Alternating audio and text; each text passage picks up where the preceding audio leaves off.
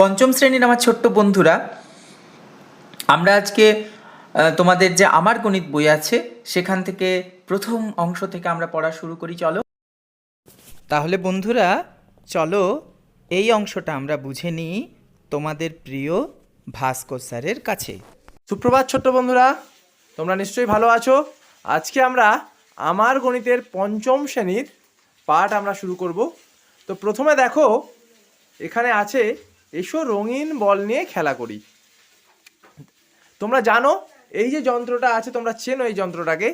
এই যন্ত্রটার নাম আমরা বলেছি কাঠি যন্ত্র বা অ্যাবাকাস।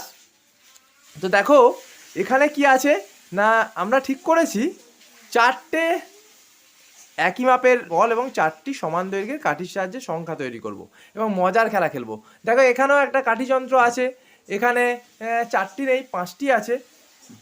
আমরা এই পাঁচটির পরিবর্তে একটা বাদও দিয়ে দিতে পারি। যাই হোক, তো তোমরা জানো যে এই কাঠিগুলোয় এরকমভাবে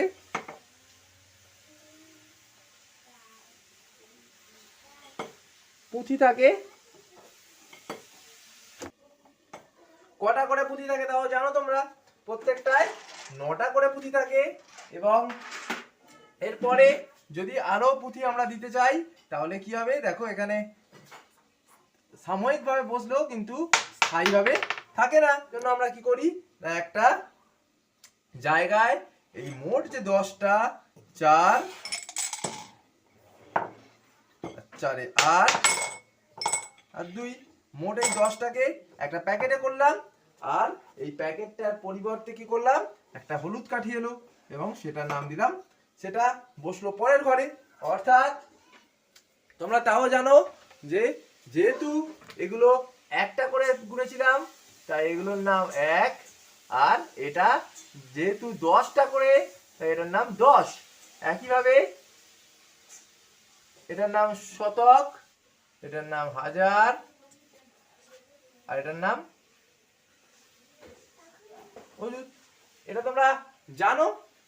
এই যে দশকের ঘরে এখানেও কটি বসতে পারে, এখানেও তাহলে কটা বসতে পারলো, 9টা। এককের ঘরেও একইভাবে 9টি পুঁথি বসতে পারে। এর পরের ঘরে অর্থাৎ শতকের ঘরে কোন রঙের, আমরা জানি সবুজ রঙের পুঁথি বসাই।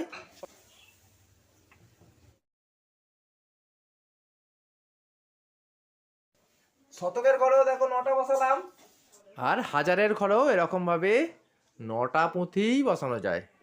তাহলে দেখো, তাহলে 9টা লাল বল, 9টা হলুদ বল, 9টা সবুজ বল আর 9টা নীল বল নিয়েছি এবং প্রত্যেকটা কাঠিতে দেখো 9টা করে রেখেছি। এককের ঘরে লাল বল, দশকের ঘরে হলুদ বল, শতকের ঘরে সবুজ এবং হাজারের ঘরে নীল, এবং প্রত্যেকটা ঘরেই 9টা করেই বল থাকা সম্ভব। এই কাঠি পুঁথি থেকে তোমরা স্থানীয় মানের কথাও ভেবে নিতে পারো। ধরো এককের ঘরে স্থানীয় মান, এই যে প্রত্যেকটি গুলির স্থানীয় মান কত, 1। আর দশকের ঘরে তোমরা দেখেছো যে কিরকম করে 10টা লাল নিয়ে একটা হলুদ হয়েছিল, তাই দশকের ঘরের প্রত্যেকটা স্থানীয় মান 10। একই রকমভাবে 10টা হলুদ নিয়ে একটা সবুজ, তাই একটি সবুজ বলের স্থানীয় মান 100। 10টা সবুজ বল নিয়ে একটা নীল, তাই হাজারের ঘরের স্থানীয় মান তাহলে কত হবে, 1000 করে। এবার দেখো, তাহলে এগুলো তোমরা বুঝতে পেরে গেলে। এবার দেখো তোমরা 3 নম্বর পৃষ্ঠায় চলে যাও। তাহলে কীরকমভাবে আমরা সংখ্যায় দেখে নিজে বল এঁকে রং দিতে পারবো। প্রথম সংখ্যাটা ছিল 24, তাহলে 24 মানে 4টে 1, তাহলে 4টে 1 দেবো এরকম করে। তাহলে এখানে আমরা কটা দেবো, 1 2 3 আর 4 আর 20 আর 4 24, তাহলে 2 10, তাহলে 2 10 মানে তাহলে 1 10 এবং 2 10। তাহলে আমরা তাহলে এখানে কি করব, দুটো হলুদ বল এবং এখানে আমরা কি করব, 4টে আমরা লাল বল নেব। তাহলে তোমরা এইরকমভাবে তোমরা গোটা পৃষ্ঠাটা করে ফেলবে। তো এখানে আরও একটা জিনিস তোমরা খুব সহজে বুঝে যাবে, এই চারটে যে একের ঘরে আছে, এই চারটে একের অর্থাৎ এককের ঘরের যে বলগুলো তার কিন্তু স্থানীয় মান কত হলো তাহলে 4। আর দশকের ঘরে যে দুটো বল আছে, এই দশকের ঘরে দুটো বলের স্থানীয় মান তাহলে কত হলো 20। খুব সহজেই স্থানীয় মানের কথা বুঝতে পেরে যাচ্ছ এই যন্ত্রটা থেকে, এবং খুব সহজেই তোমরা কিন্তু সংখ্যা তৈরি করে ফেলতে পারবে। এবার ধরো আমি আর একটা সংখ্যা তৈরি করি, বড় সংখ্যা 108। 108 তাহলে কি হবে, এককের ঘরে বসবে 8টি, 6 7 8। আর দশকের ঘরে কত আছে 0, তাই কিছু থাকবে না। আর শতকের ঘরে কি থাকবে তাহলে একটা সবুজ বল। তাহলে এখন তাহলে সংখ্যাটা কত হয়ে গেছে 108। এবং শতকের ঘরের প্রত্যেকটা তাহলে স্থানীয় মান কত হলো কিন্তু 100 করে। অর্থাৎ আমরা শতকের ঘরে কি নেব, একটা সবুজ বল নেব, দশকের ঘরে কোনো কিছু নেব না। আর এককের ঘরে কি নেব তাহলে 8টা, 1 2 3 4 5 6 7 8, 8টা আমরা লাল বল নেব। তোমরা যদি এই দাগগুলো এই গোলগুলো যদি রং দিয়ে করো তাহলে কিন্তু আরও খুব সুন্দর হবে। তাহলে তোমরা এই রকমভাবেই এবার তোমাদের যে বই তোমরা করে ফেলো। তাহলে এইভাবে আমরা কিন্তু এই যে তোমাদের ছকগুলো আছে এগুলো সবগুলো পূরণ করে ফেলো, এবং এগুলো দেখো এখানে 1000 পর্যন্ত দেওয়া আছে, এগুলো তোমরা কিন্তু নিজেরা করে ফেলো। তো চলো এইভাবে আমরা এখানে তোমাদের যে স্থানীয় মানের বিস্তারে করতে বলা হয়েছে সেইটা আমরা চলো আরেকটু ভালো করে বুঝে নিই। এই দেখো প্রথম যে সংখ্যাটা দেওয়া রয়েছে এটা হচ্ছে 500, কোনো কিছু নেই এবং 2। তার মানে আমরা যদি স্থানীয় মান দিয়ে বুঝি এবং আমরা যদি কার্ড দিয়ে বুঝে নিই, তাহলে কার্ড দিয়ে আমরা কিভাবে বুঝবো 500, তাহলে আমাকে কটা 100-র কার্ড নিতে হবে 100 200 300 400 এবং 500। তাহলে দেখো আমরা এখানে এই 500-র কার্ড নিলাম। আর তার সাথে আমাদের কি নিতে হবে, তার সাথে নিতে হবে দুটো 1। তাহলে আমরা দুটো 1-এর কার্ড নিলাম। তাহলে দেখো এইটা হচ্ছে 502। তাহলে এইভাবে আমরা কিন্তু স্থানীয় মানে এগুলো বুঝে বুঝে করব। এবারে এটা যদি আমরা স্থানীয় মান অনুযায়ী বুঝে নিই তাহলে কি দেখব যে আমাকে নিতে হবে 500। চলো আমরা 500 বানাই, 500 নিই। এই দেখো এটা হচ্ছে আমার 500 স্থানীয় মানের কার্ডে আমি যদি বানাই, এই দেখো এটা আমি নিয়েছি 500, আর তার সঙ্গে 2, তার মানে আমাকে শুধু 2 নিতে হবে, তাই তো? তাহলে চলো আমরা শুধু 2 নিয়ে ফেলি। আমরা 2-এর কার্ড নিয়ে ফেলি। এই দেখো 2, তাহলে 500 এবং 2 মিশে গিয়ে আমার হচ্ছে 502। তাহলে এটাই দেখো এই যে 500 মানে কি 5টা 100, সেই জন্য দেখো এই ঘরে তোমার লেখা রয়েছে 5 গুণিত 100 যুক্ত 0 গুণিত 10, কারণ 10 তোমার একটাও নেই, সেই জন্য 0 গুণিত 10 যুক্ত 2 গুণিত 1 মানে দুটো 1, তার মানে 500 যুক্ত 0 যুক্ত 2, তার মানে 502। এটাকে হচ্ছে 502। তাহলে এটা তুমি বলো পরের সংখ্যাটা কত হবে। আমরা দেখতে পাচ্ছি 100 200 300 400, তার মানে পরের সংখ্যাটা যদি আমরা দেখি তাহলে বন্ধুরা দেখো এখানে এই যে দ্বিতীয় অংশটা যে অঙ্কটা রয়েছে এটা চলো আমরা একটু হাতে কলমে করে নিই। এখানে দেখো তোমার বলছে একটা 100 দুটো 100 তিনটে 100 চারটে 100। তাহলে আমরা একটু যদি কার্ড দিয়ে করি, আমরা চারটে 100 নিলাম। তোমাদের তো 100-র কার্ড, তোমাদের তো কার্ড আছে, চারটে 100 নিয়েছি। আচ্ছা কটা 10 আছে, একটা 10 দুটো 10 তিনটে চারটে 5টা 10 আমরা নিই। চলো তাহলে আমরা নিচ্ছি 1 10 2 10 3 10 4 10 এবং আরেকটা 10 5 10।